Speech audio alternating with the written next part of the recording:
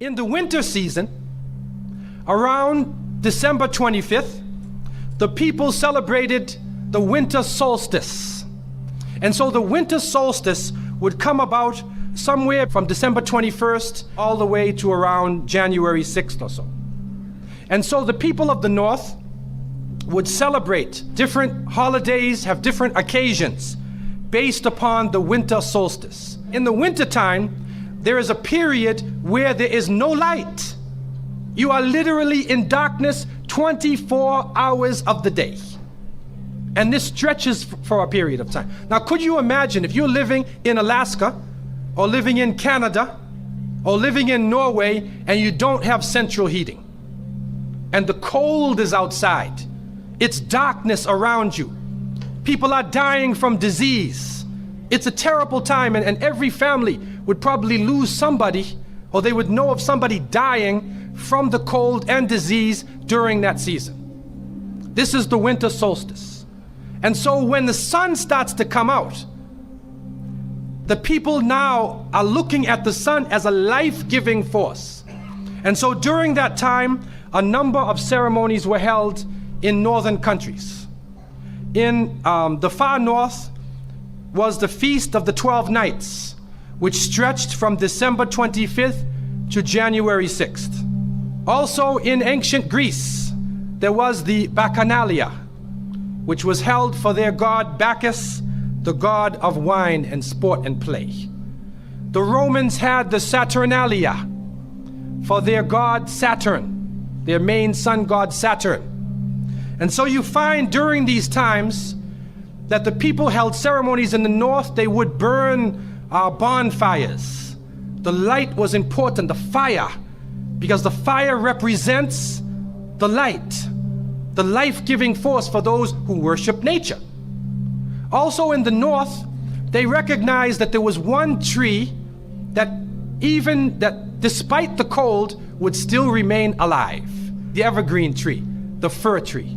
And so in some cases they would take this fir tree, believing that there was powers of life within the tree, and they would put it in their homes, set it there and put a light on the top of it, or burn them in the front, or they would make mistletoes and put them over their doorways, a type of what we would call ta'weez or tamima.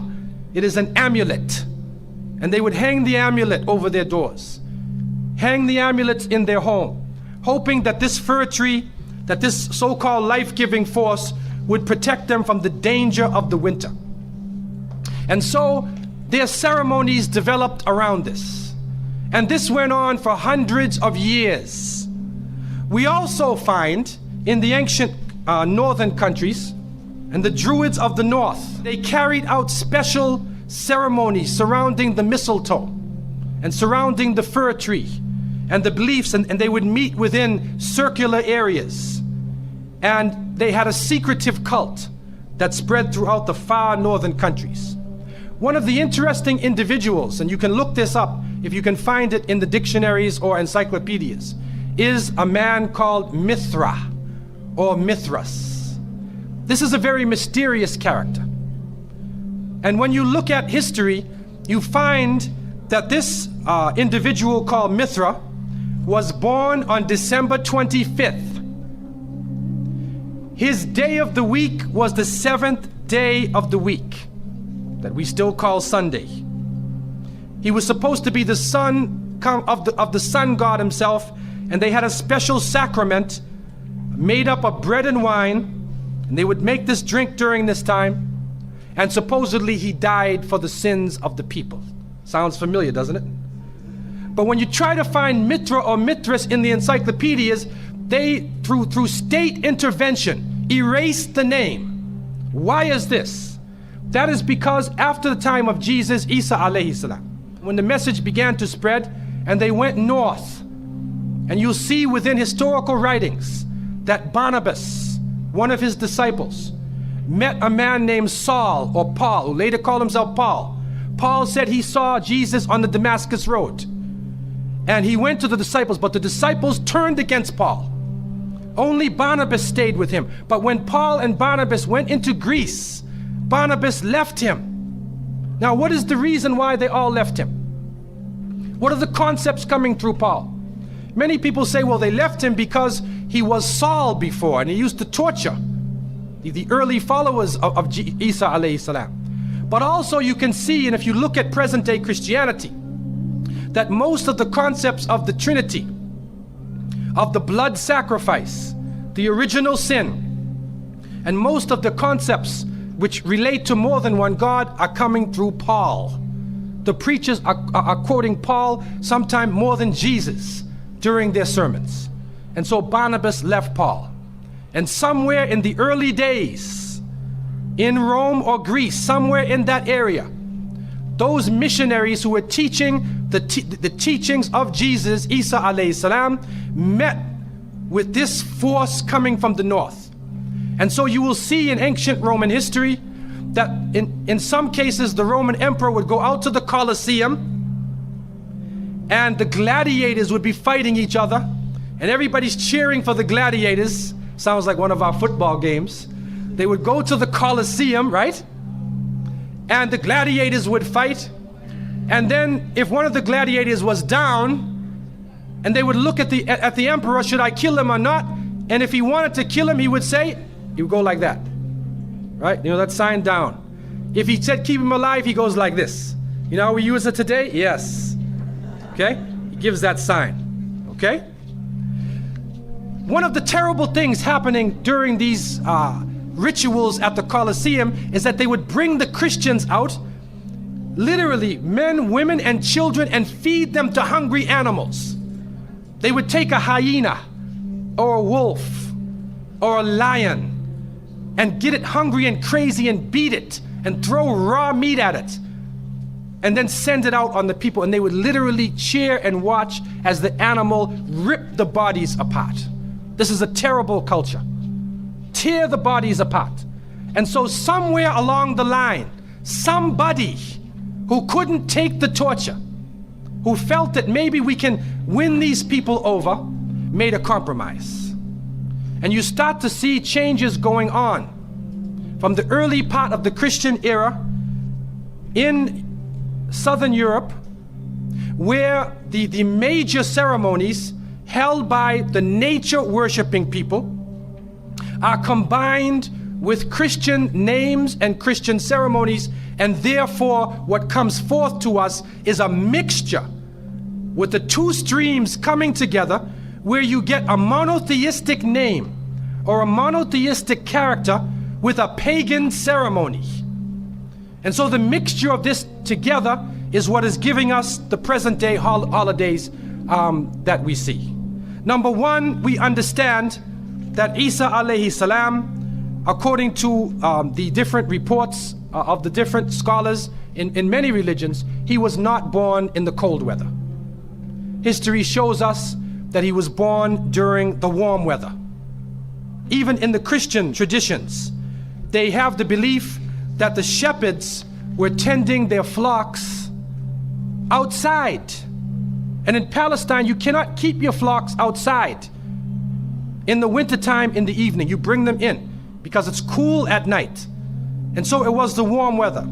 It was also the time of the taxes in the north.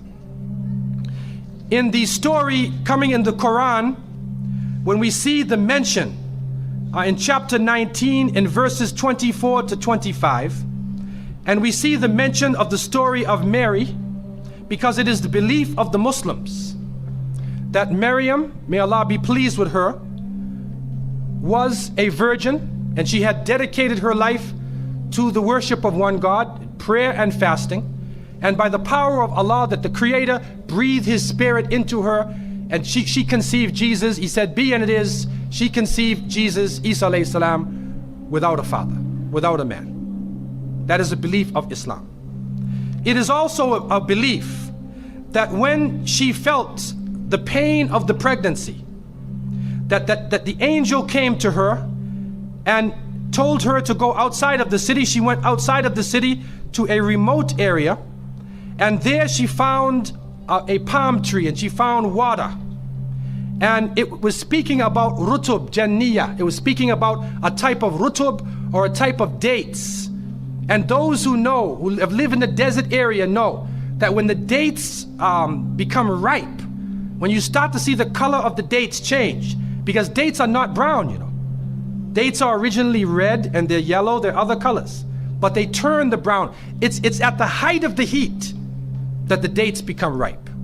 And so it's at that time that she gave birth to Isa alayhi salam. So from different points of view, different historical points of view and different religions, we understand that Isa alayhi salam was not born during the winter season.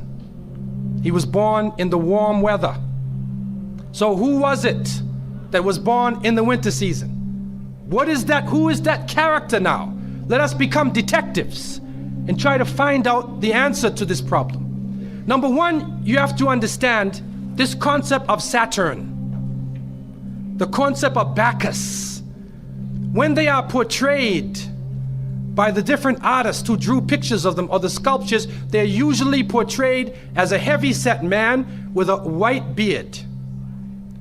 And when in the Sistine Chapel, Michelangelo drew his picture, you could see the long flowing beard, and there are actually pictures of this man on a sled being drawn by snakes with wings. Snakes with wings. Snakes do not normally fly. But in this case, the snakes have wings, and the heavy-set man is on his sled being drawn by these flying animals. Sound familiar to you now, doesn't it? He's being drawn by the flying animals. He's performing miracles.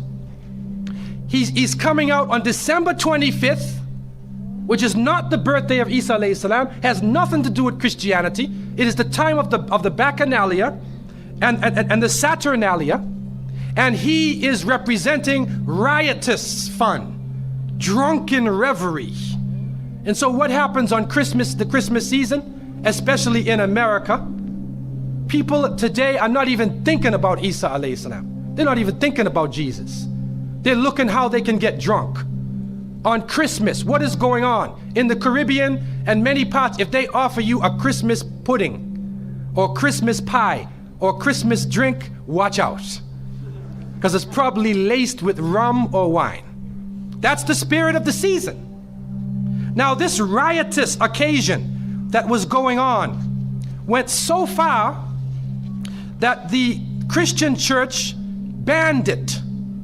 And the Church of England, according to historical sources, actually banned it all the way to 1647. It was prohibited in England to celebrate Christmas because they saw Christmas as being a pagan holiday. This is an official position taken by the Christian church, the Church of England, who were known at that time as Puritans. What happened was an individual was superimposed. A name was superimposed. We hear about the name of Saint Nicholas. Saint Nicholas. Now, Saint Nicholas himself is actually coming from the ancient writings of Beowulf. And in these writings, which are done in the Scandinavian region, we find the name Nick or Nickel or Nicker. He was known as a demon, the demon of the north. He was known as the evil spirit of the north, the name of Odin, the evil principle. And so in Germany and in many of the northern countries, the people actually looked upon this so-called Saint Nick as being an evil force, and they would tell their children in the wintertime, don't go outside, because if you do, Nicholas will come along, Nickel will come along, he'll capture you, put you in his bag, and take you away. And so they used it as a negative concept. In Isaiah, in what is left of the Bible, in chapter 4, in 14:13, the devil is known as the prince of darkness. And it is an understanding that his throne, the seat of his power, is in the north. Somewhere in the north is the seat of power of this evil. And so the Germans also, when they depicted this Nicholas, or this Pelsnickel, as they would say, Pelsnickel in German, it means a furry devil. When they depicted him, they depicted him as a man with red fur. He had red fur coat, and his base was in the north, and he was the essence of evil. And the Church of England till 1647 took the position that this celebration could not go on. So what we are actually seeing is that the Christmas occasion was actually the time of evil. It was the time of the belief in the Saturnalia and the Bacchanalia. And because of this, they shifted the occasion to New Year's Eve. They shifted all of their feelings and their merriment and their evil to New Year's Eve. Now, before we go to that, looking back at Christmas, what is happening now in Christmas season? I don't know what goes on in Miami, but in the northern cities, on Christmas occasion, they put lights around and Santa Claus parades. Do you have a Santa Claus parade here? They have Santa Claus parades, and St. Nicholas is outside and he's in the streets and everybody's talking about St. Nicholas, and the poor children are taught that St. Nicholas is going to come down your chimney. Most people don't have chimneys in Miami anyway, but a 350-pound man is going to come down your chimney and bring you presents and keep his clothes white and red, and go to all of the homes in the area and put presents in your stockings and put presents under your tree, and then fly back out into space. And the poor father who sweat and toiled all year to get you the presents gets no credit for the present given to the child. St. Nicholas comes down the chimney, gives you this present, flies off into the night. And many of us were raised thinking, believing in this. Some of us would sneak into the night and look and see our father putting the present under the tree. We knew what he was doing anyway. But you went along with it, and the people say, well, you know, it's Christmas. Don't you like to have fun? You want to stop the children from having fun? What kind of people are you? But what are you teaching the children? You are using the name of Jesus, using the name of Isa alayhi salam, and you are using a figure who historically is the devil. The devil himself, wal-iyadhu billah. They are using his figure, and he has now taken over the Christmas season. Christmas now to most people means materialism. You have to buy presents for your cousins and your friends, and you got to buy about 34 presents. And you find that most American people are in debt for 6 months after Christmas. Now, where is Jesus? You get drunk, you fight, you lose all your money, the stores raise their prices. Isa alayhi salam is described as a very humble person. Most of the time he didn't wear shoes, only 1 or 2 changes of clothing. A very simple person, eating very simple food, fasting most of the time. You see what is going on? There are 2 streams now, a stream of polytheism, a stream of monotheism, and now the polytheism, the materialism, is overtaking the monotheism and standing in the way and taking over our society. And some foolish Muslims coming along from outside of in their country say, well, I just want to be an American. I want a tree too. So I said, one of the brothers said he had a Christmas tree in his house. He came for. I said, brother, do you know what the tree stands for? He said, no. Okay, I'll get a palm tree with dates. I'll make it halal, a halal Christmas tree. But brother, you have to understand what it means. You have to understand what it means. Number one, the Prophet ﷺ, when he spoke about, he talked about ar-ruqya, wa tama'im, wa tiwala. He said all of these things are shirk. That if you hang amulets, thinking that this ta'weez or this amulet is going to protect you from something, then you are actually giving power to the creation of Allah and taking it away from the Creator. If you think that by making some spells, going to a magician and asking them to put a spell on someone, you want to get married, so you go to the Sahir and say, put a spell on Ali, I want to marry him. Put a spell on Zainab. What kind of marriage are you going to have if you go to the magician? And so the Prophet, peace be upon him, named all of these things, the superstitions, the amulets, all of these type of things are the other stream which goes away from monotheism, from the belief in one God, and takes you into another religion.